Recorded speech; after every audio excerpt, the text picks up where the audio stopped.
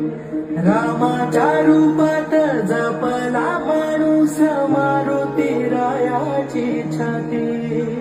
वाघाची दिलानी कपाळी टिळा तुझे अंधारासाठी,